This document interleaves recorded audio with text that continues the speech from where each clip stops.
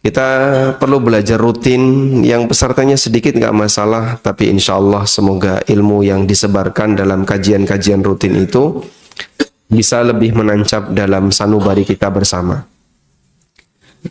Dan di kesempatan kali ini sesuai dengan yang diumumkan dalam pengumuman di poster, kita akan belajar judulnya Menjelang Fase Terakhir Kehidupan Dunia. Menjelang fase terakhir kehidupan dunia. Ini materi yang cukup berat karena kita tahu bahwa hidup di dunia ini akan berakhir, dan keyakinan ini tidak hanya dimiliki oleh kaum muslimin saja, termasuk orang kafir, Nasrani maupun Yahudi yang mereka mengakui adanya akhirat. Mereka yakin bahwa hidup ini akan berakhir. Selanjutnya, Bapak Ibu yang dimuliakan Allah, di sana ada realita dan di sana ada bagaimana cara menyikapi realita. Bagian akhir dari fase kehidupan dunia itu ada yang berkaitan dengan pribadi dan ada yang berkaitan dengan kehidupan secara umum.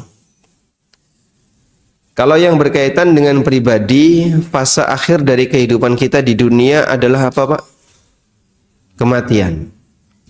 Sehingga kita semuanya pasti akan mati, dan ketika kita mati berarti kita telah mengakhiri kehidupan kita di dunia. Walaupun perjalanan hidup di dunia masih berlalu, belum berakhir, tapi kita sebagai salah satu bagian dari kehidupan di dunia ini sudah tidak ada lagi. Kita sudah mati. Oleh karena itu di sini ada fase yang berkaitan dengan pribadi kita.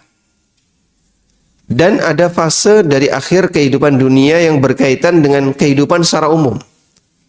Ketika Allah Subhanahu wa taala menghancurkan seluruh yang ada di muka bumi ini, yang Allah gambarkan dalam Al-Qur'an dengan aneka kejadian yang luar biasa. Allah sebutkan di surat Al-Insyiqaq, "Idzas samaa'un syaqqat wa adzinat li rabbiha wa huqqat wa idzal ardu muddat." Allah juga gambarkan di surat Al-Infitar, "Idzas samaa'un fatarat." Allah juga gambarkan di surat At-Takwir, "Idzas syamsu kuwirat."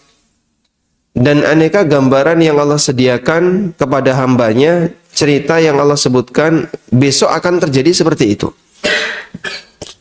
Langit terbelah, gunung-gunung hancur, bumi dibentangkan oleh Allah Ta'ala, dan seterusnya. Allah juga sebutkan di surat Az-Zalzalah, "Idza zulzilatil ardu zilzalah." Dan aneka kejadian-kejadian yang nanti akan muncul di akhir zaman. Baik. Oleh karena itu di kesempatan kali ini nanti kita akan bahas satu demi satu. Saya akan bahas terlebih dahulu akhir dari kehidupan untuk pribadi kita masing-masing, dan itu adalah kematian. Kemudian nanti jika masih ada waktu kita akan singgung tentang akhir dari kehidupan dunia. Bapak Ibu yang dimuliakan Allah Subhanahu wa taala, siapapun manusia, dia meyakini kalau dia mati. Dia pasti akan mati. Orang ateis itu yakin nggak kalau dia mati? Yakin. Karena kematian itu bisa disaksikan oleh mereka yang hidup. Dia melihat tetangganya mati, dia melihat temannya mati, dia melihat orang lain mati.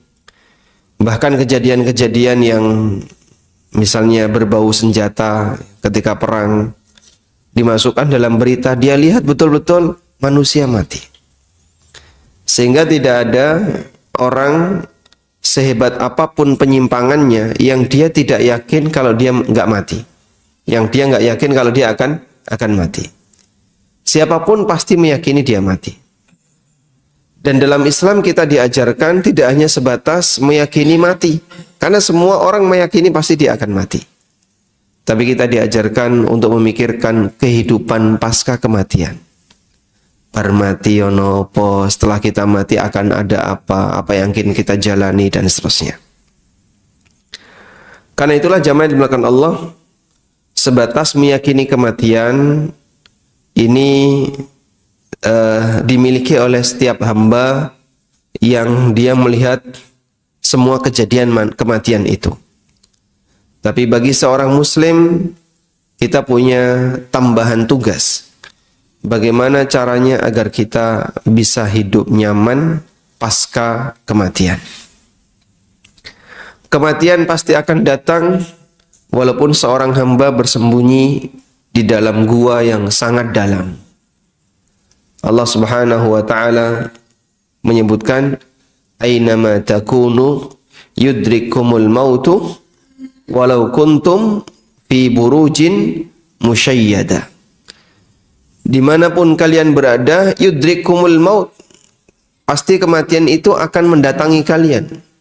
Walau kuntum fi burujin, meskipun kalian berada di dalam bangunan yang buruj. Buruj itu tower, bangunan yang tinggi.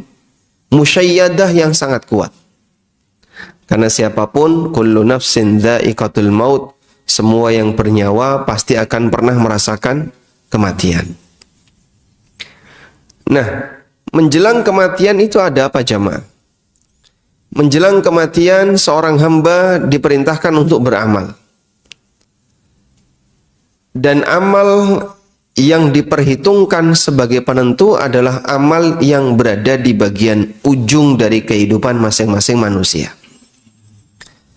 Karena itu Allah tegaskan dalam Al-Quran, atau Nabi SAW tegaskan dalam hadisnya, innamal a'malu bil khawatim.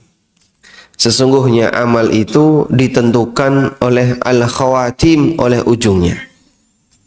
Kalau ujungnya baik, maka seluruh fase kehidupan dia dianggap baik, dan sebaliknya ketika ujungnya buruk, maka fase-fase kehidupan dia disebut atau dinilai sebagai fase kehidupan yang buruk. Sehingga penentunya adalah di bagian ujung. Kita semuanya pasti punya masa silam. Saya punya masa silam, Bapak Ibu punya masa silam, manusia yang lain juga punya masa silam. Namun kita tidak diajarkan untuk tenggelam dengan masa silam, tapi kita diajarkan untuk menatap ke depan. Pikirkan apa yang saat ini sedang kau lakukan, dan selamatkan masa depan kamu, sehingga kamu bisa mengakhiri kehidupan ini dalam kondisi baik. Sebab kalau di ujungnya baik, maka semuanya dianggap baik. Dan sebaliknya, kalau ujungnya jelek, semuanya dinilai jelek. Kita dikenalkan dengan istilah husnul khatimah, satunya apa? Su'ul khatimah. Ada orang misalnya rajin ibadah, Pak. Dia rajin ke masjid, dia rajin ini. Tapi ternyata di ujung dari kehidupannya dia maksiat. Di tengah dia maksiat, dia mati. Orang menyebut apa? Su'ul khatimah. Sehingga penilaian yang ada pada orang ini adalah dia ini orang jelek, walaupun dulunya dia pernah berbuat baik. Demikianlah kondisi hamba yang dia mengalami su'ul khatimah. Waliyadzubillah. Nabi SAW pernah menyebutkan tentang kondisi manusia yang dia rajin dalam melakukan aktivitas, tapi ujungnya berbeda. Rasulullah SAW pernah mengatakan, wa inna ahadakum la ya'malu bi amali ahlil jannah hatta ma yakunu bainahu wa bainaha illa dhira'. Ada sebagian di antara masyarakat yang mereka melakukan amaliyah penduduk surga. Melakukan amaliyah penduduk surga. Sampai jarak antara dia dengan surga itu hanya tinggal 1 hasta. 1 hasta itu jarak dari mulai siku sampai jari tengah. Jaraknya hanya tinggal 1 hasta. Digambarkan oleh Nabi SAW jaraknya hanya tinggal 1 hasta. Menurut keterangan para ulama, maksudnya adalah mendekati ajal. Mendekati ajal. Dia beramal dengan amalan penduduk surga sampai mendekati ajal. Fayasbiqu alaihil kitab fayamalu bi amali ahlin nar. Dan dia telah didahului oleh takdir, lalu dia melakukan amalan sebagaimana amalan penduduk neraka. fayadkhuluha, di penghujung hidupnya dia melakukan amalan penduduk neraka, lalu dia masuk neraka. Karena dia mengakhiri kehidupannya dengan maksiat. Akhirnya dia dihukum oleh Allah Subhanahu wa taala. Sebaliknya, wa in ahadakum la ya'malu bi amali ahlin nar. Ada sebagian di antara manusia yang mereka rajin melakukan amalan penduduk neraka. Rajin berbuat maksiat. Hatta ma yakunu bainahu wa bainaha illa dhira, sampai jarak antara dia dengan neraka tinggal 1 hasta. Tinggal 40 cm. Maksudnya mendekati kematian. Fayasbiqu alaihi alkitab, kemudian dia didahului oleh takdir, fayamalu bi amali ahlil jannah fayadkhuluha, kemudian dia melakukan amalan penduduk surga, lalu dia masuk surga. Allah berikan hidayah di akhir hayatnya sehingga dia menjadi orang yang mau bertobat dan berbuat taat. Akhirnya di ujung kehidupannya dia mendapatkan hidayah dari Allah dan dimasukkan oleh Allah ke dalam surga. Dan inilah pelajaran yang diberikan oleh Nabi SAW, bahwa penilaian yang terjadi pada hamba ketika di dunia itu tergantung dari ujungnya. Kalau ujungnya baik, semuanya dinilai baik. Maka perjuangan kita sebagai hamba yang baik sampai kapan, Bapak Ibu? Perjuangan kita untuk jadi hamba yang baik sampai kapan? Sampai usia pensiun, sampai mati. Seorang hamba, dia berjuang untuk menjadi orang baik, berjuang untuk menjadi orang yang taat, berjuang untuk istiqomah di atas kebaikan sampai mati. Allah perintahkan dalam Al-Quran, wa'bud rabbaka hatta ya'tiyakal yakin. Sembahlah Rabbmu sampai datang kepadamu kematian. Wa'bud rabbaka hatta ya'tiyakal yakin. Sembahlah Rabbmu sampai datang kepadamu kematian. Sehingga kita diperintahkan untuk beribadah kepada Allah, ujungnya adalah kematian. Baik. Terutama ketika di sisa-sisa dari kehidupan kita. Sebab sisa itulah yang paling menentukan.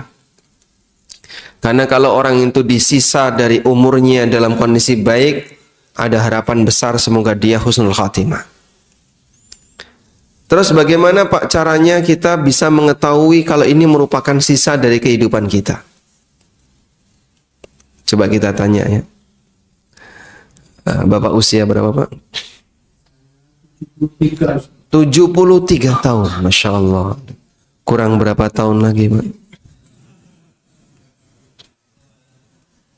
Tidak tahu. Nah, kalau ini masnya usia berapa? 44. Kurang berapa hari lagi Mas? Ada nggak Pak teori bahasanya yang lebih tua matinya lebih lama daripada, atau yang lebih tua akan mendekati kematian daripada yang muda? Nggak ada. Karena kematian tidak kenal usia. Sehingga nggak ada kuburan khusus umur 60 ke atas, itu nggak ada. Sebab kematian tidak kenal usia. Sehingga kalau kita bicara sisa usia itu apa sih Pak? Ya kehidupan yang saat ini kita jalani. Apa yang saat ini sedang kita jalani, itulah hakikat dari sisa usia kita.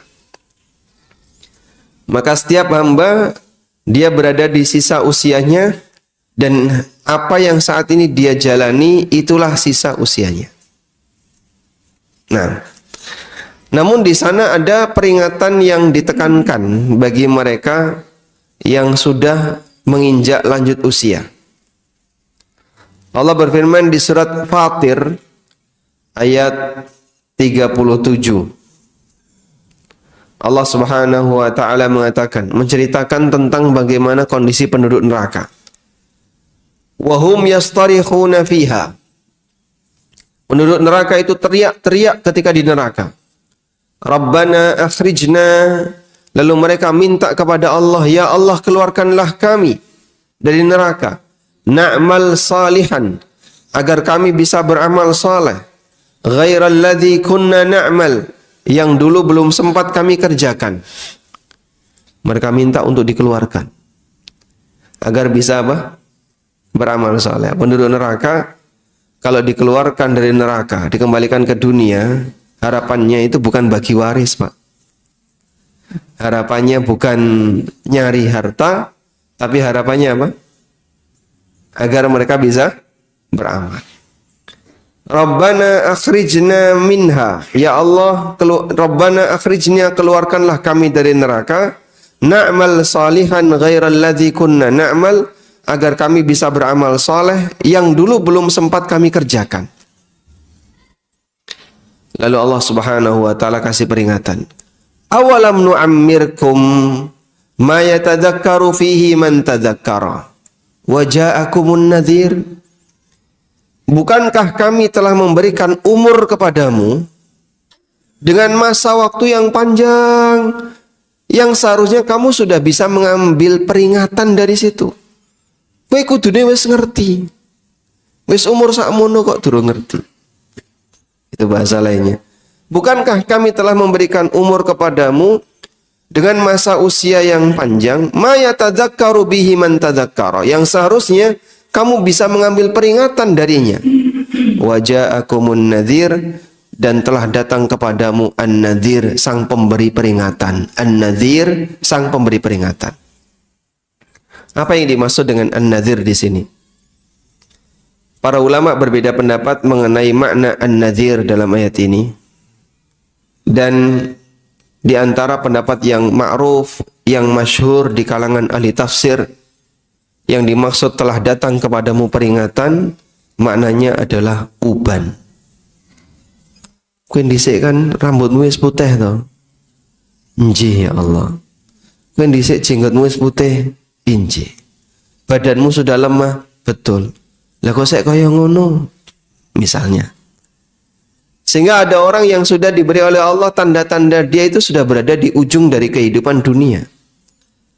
Tapi dia belum berubah. Semangatnya untuk nyari harta masih dominan. Orientasi dia untuk mengumpulkan duit masih sangat tinggi.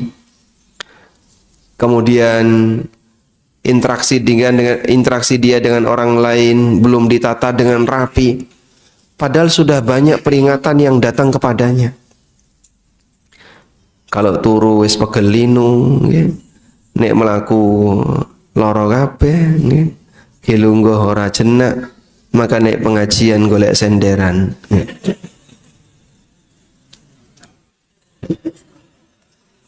Alek rana nyender kemeng ya Pak.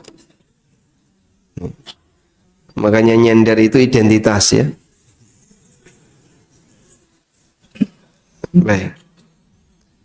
Nah, peringatan-peringatan itu sudah kita rasakan, Pak. Namanya fisik ya, Pak. Makin lama itu makin sempurna atau makin melemah, Pak? Melemah. Karena Allah tegaskan dalam Al-Quran, Allah ciptakan manusia min dha'fin, summa ja'ala min ba'di dha'fin quwwah, summa ja'ala min ba'di quwwatin dha'fan wa syaibah. Allah ciptakan manusia dalam kondisi lemah, kemudian Allah jadikan dia lebih kuat, semakin kuat. Kemudian setelah kuat, Allah jadikan dia melemah lagi dan beruban.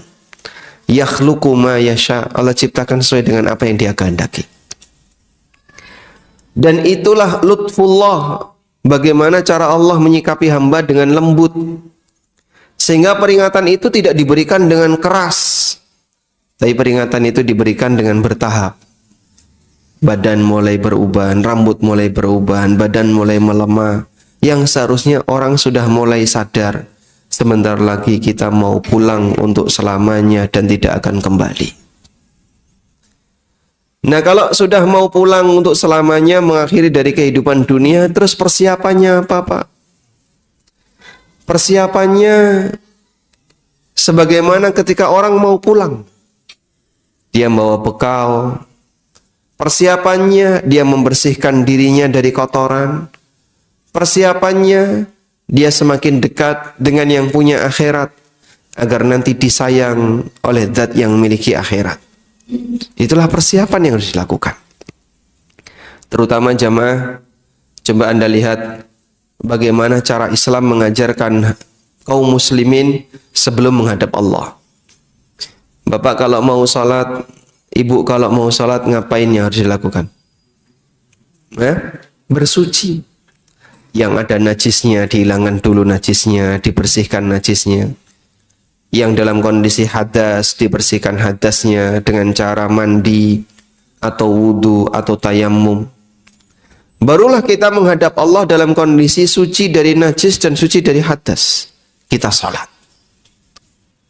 Bagi mereka yang mau beribadah di titik kiblat, persiapannya lebih panjang, Pak.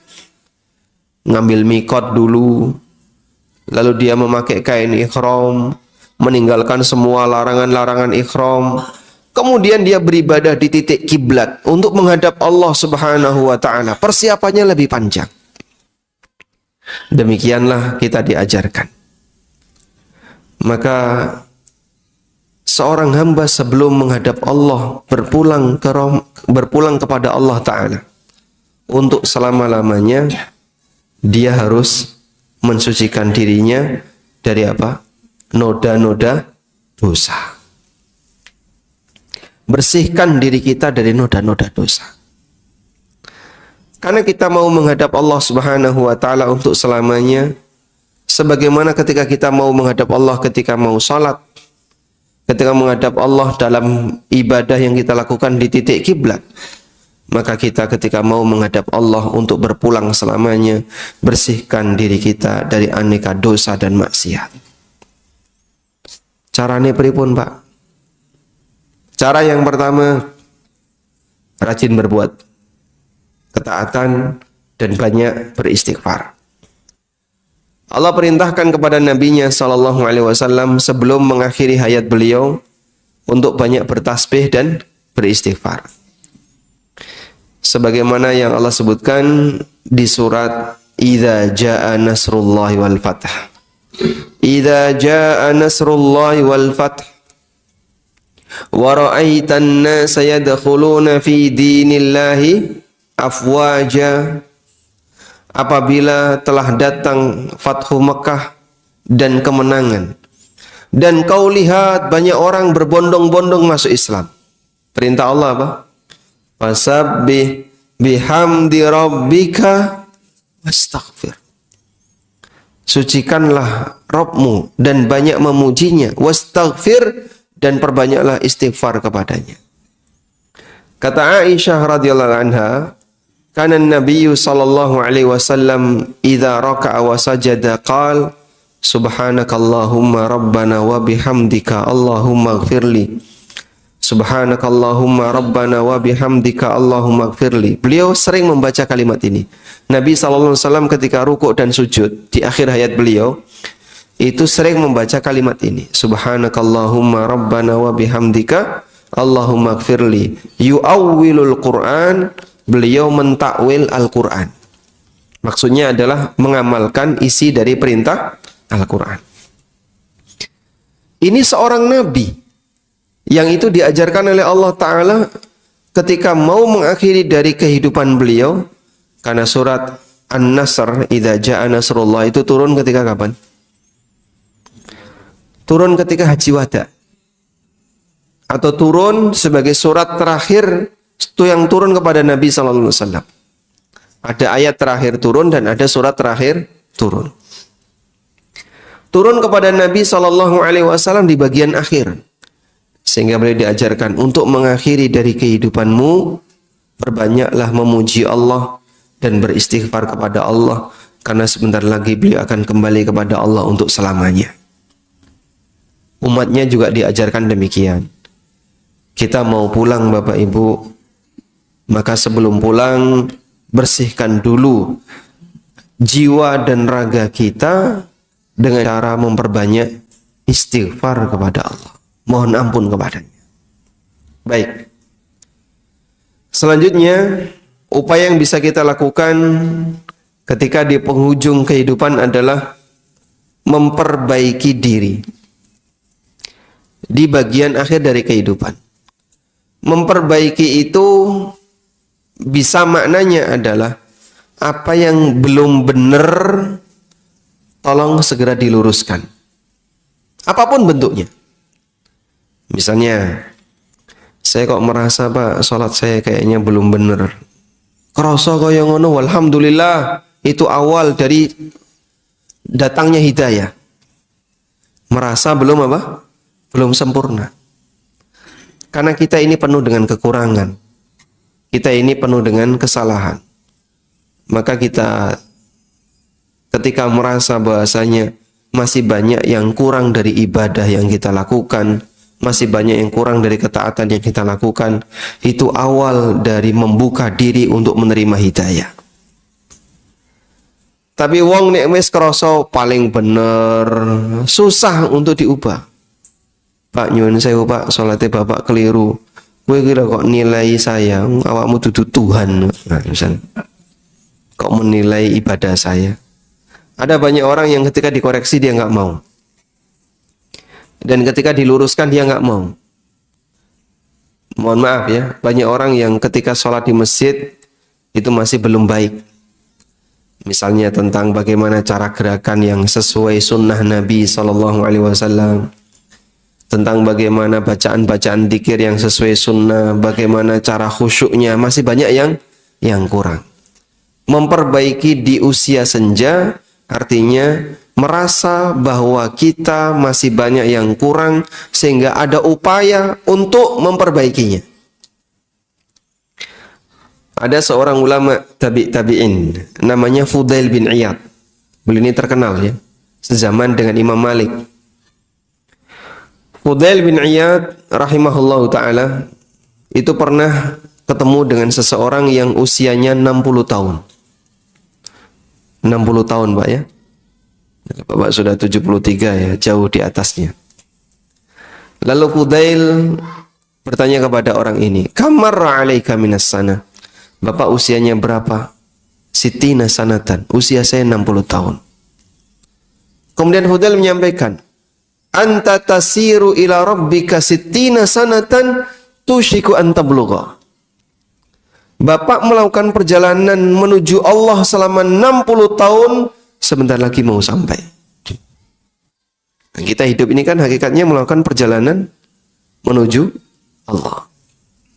Ada yang sudah melakukan perjalanan selama 70 tahun, ada yang sudah melakukan perjalanan selama 40 tahun, 50 tahun, 60 tahun, sesuai dengan usia yang Allah berikan kepadanya. Nah, orang melakukan perjalanan selama puluhan tahun, berarti kan sebentar lagi mau sampai.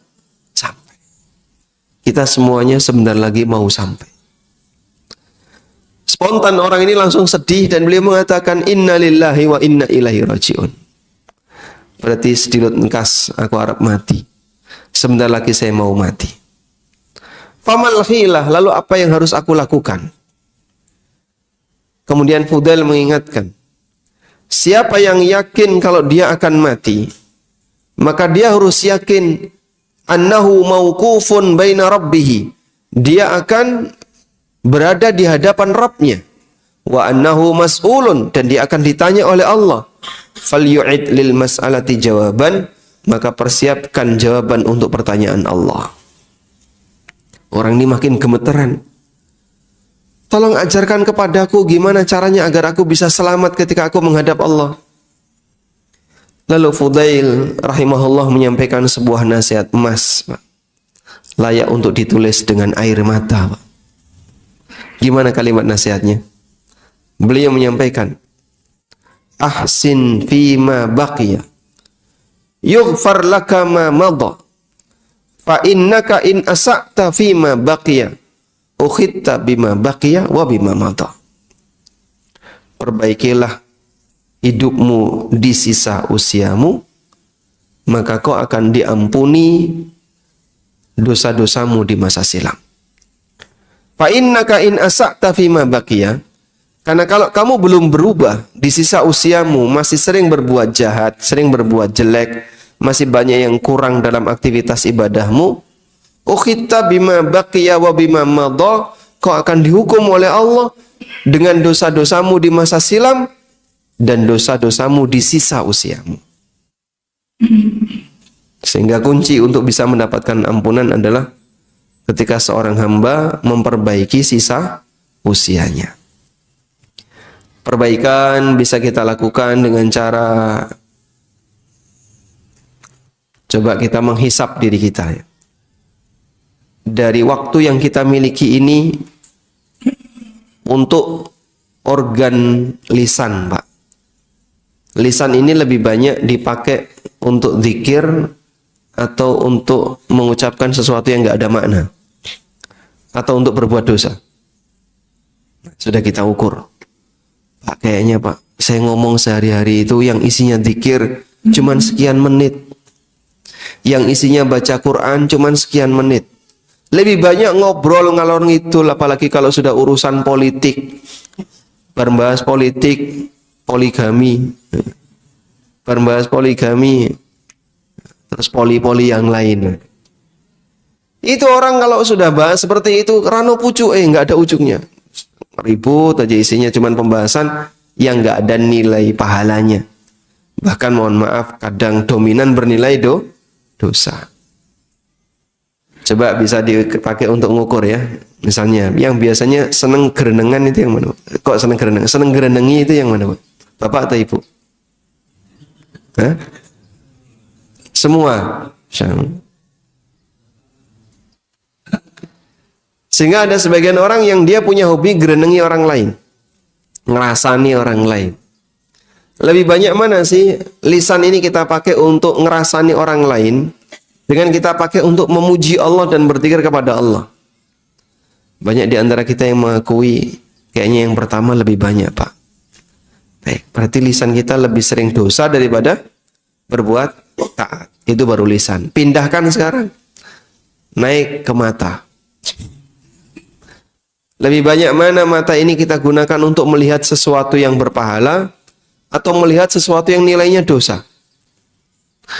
Wah, ini tergantung posisi, Pak Ustadz. Maka posisi menentukan prestasi. Sehingga kalau mata itu ada di dalam masjid, insya Allah aman, Pak. Karena yang dilihat karpet. Tapi kalau mata sudah berada di mall, mata berada di pasar, mata berada di jalan, dan seterusnya, ini mungkin akan lebih dominan maksiat. Cuman sayangnya, yang lebih disenangi orang tuh tempat-tempat yang kayak apa? Yang kayak tadi. Bosen nih ngomong terus. Nah, mau kemana? Jalan-jalan. Sampean iki wis ubanen kok saya ngejak kayak gini. Bukankah Bapak telah datang peringatan? Bapak saya seneng dolanan yang mall misalnya ya. Yang seharusnya dia sudah mulai harus betah di dalam masjid, sudah mulai harus betah di tempat-tempat ibadah, tapi dia nggak betah di tempat seperti itu. Makanya kadang ada kajian misalnya, bersubuh ngaji, lo milih mulai turu. Ada yang kayak gitu, Pak? Banyak. Kenapa? Dia nggak betah di tempat yang di situ ada pengajian, dia nggak betah di tempat yang dia bisa berzikir, sehingga koncone kok wis do mulai melu mulai. Coba sekarang mulai dibuat tempat kita bisa merasakan nyaman, mulai diajarkan untuk diri kita masing-masing ya, diganti dari yang sebelumnya cuman senengane nonton TV, nyekrol HP, nyekrol HP Pak ya, begini. Sering nggak kayak gitu, Pak? Sering. Saya pernah menjenguk orang yang sakit, Pak. Sakitnya parah. Beliau stroke, hanya tinggal bisa berada di atas kasur. Kalaupun ke toilet, ya itu harus dipapah oleh 2 orang. Kemudian saya menjenguk beliau dan karena beliau sempat sangat sedih karena kehilangan teman-temannya yang biasanya ngumpul bareng teman-temannya sekarang hanya bisa tinggal di rumah. Lalu saya sempat menyarankan, insya Allah ada hiburan yang Bapak bisa lakukan. Apa itu? Kajian. HP Bapak dipenuhi dengan kajian. Rasakan lezatnya mendengarkan tausiah, lezatnya mendengarkan Al-Quran dan seterusnya. Lah piye carane? Boleh saya minta, saya pegang HP-nya? Silahkan. Tak setting HP-nya ya. Tak downloadkan kajian-kajian atau apa. Nah, begitu saya buka YouTube, Pak. Masya Allah. Ternyata di situ kan ada, loh, Masya Allah, historinya kok yang ini. Ya langsung dihapusin nih, hapus. Wah, ini bahaya ini. Dalam posisi beliau sudah sepuh ya, usianya 70-an, dalam kondisi stroke. Nah itu kan kudune wis sadar ya. Ya nanti kan barangkali bisa sembuh, bisa main bal-balan lagi. 70 stroke kok seangan-angan bal-balan gitu loh. Mungkin bisa pit-pitan, Pak, 70 stroke, berharap sembuh bisa pit-pitan. Ya mungkin bisa ya. Peluangnya ada nggak? Ada, tapi kecil. Seharusnya kan sudah di usia lanjut, sudah banyak fisik yang lemah dalam kondisi sakit seperti itu, sudah mulai mikir persiapan untuk pulang. Tapi kadang obsesi manusia untuk saya pengen sehat. Nanti kalau sehat saya mau sepedaan, saya mau kesini. Dia sudah nggak sadar dengan usianya. Wajah aku munadzir, padahal sudah datang peringatan baginya. Nah, seperti ini perlu dilatih. Kalau orang tidak pernah latihan memindahkan kenikmatan dari kenikmatan fisik ke kenikmatan batin, sulit bagi dia untuk merasakan kenikmatan batin. Karena kan kenikmatan itu ada dua ya. Kenikmatan fisik waktunya lebih pendek. Loro untu siji, walaupun makanan itu nikmat di depan Anda, mau makan nggak? Enggak. Itu baru dicabut oleh Allah sebagian nikmatnya. Gigi satu sakit, di depan ada sate, tongseng, duren, ratuyan kabeh. Baru satu gigi yang sakit. Apalagi kalau sudah lanjut usia. Wes ra iso ngunyah. Ya mangan daging dimut. Daging kok dimut toh, Pak? Lah wes ra iso ngunyah. Tapi harapan dia untuk bisa menikmati itu pengen seperti anak-anak muda. Jadinya sampai ada yang orang tua itu iri. Aku iri Mas kalau sing nom. Lah sampean dhisik tau nom to, Pak. Tapi dhisik pas nom rano kaya ngene, Mas. Isane tuku saiki nek wis tuwa. Masyaallah. Baik, sudah mulai saatnya kenikmatan itu dipindah. Dari kenikmatan fisik ke kenikmatan batin. Cara mindahnya gimana? Bapak coba berlatih untuk merasakan kenikmatan yang suasananya ada di batin. Zikrullah itu nikmat nggak, Pak? Bagi mereka yang bisa merasakan nikmat batin zikrullah. Salat itu nikmat nggak?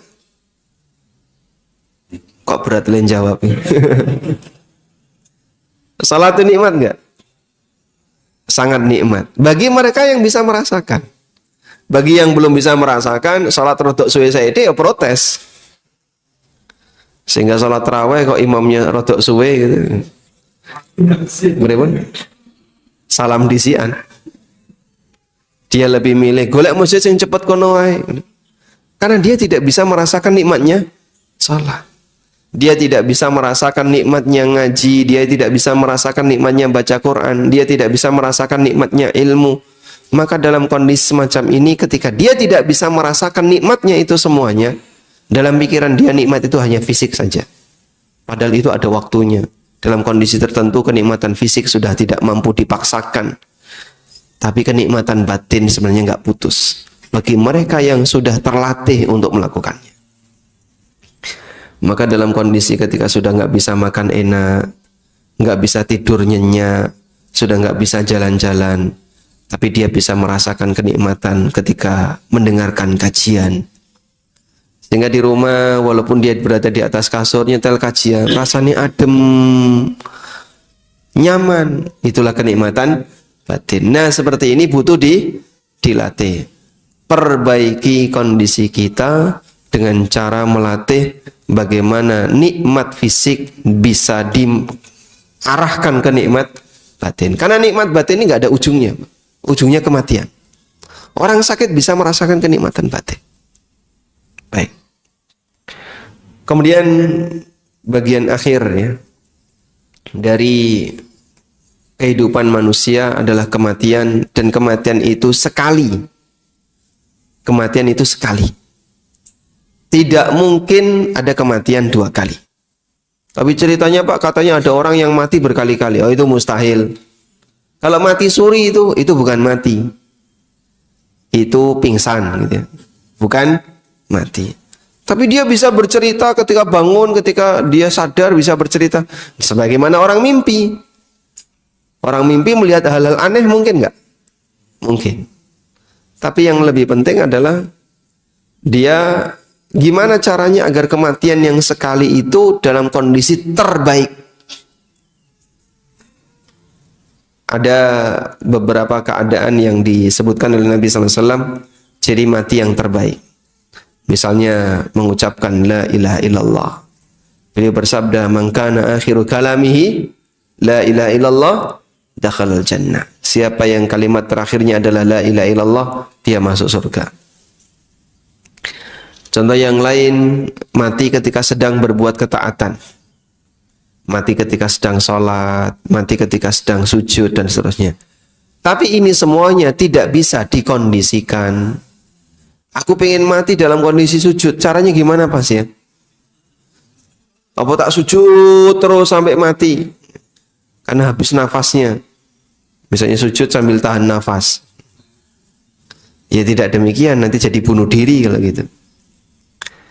Karena kematian itu kondisinya seperti apa mengikuti kebiasaannya.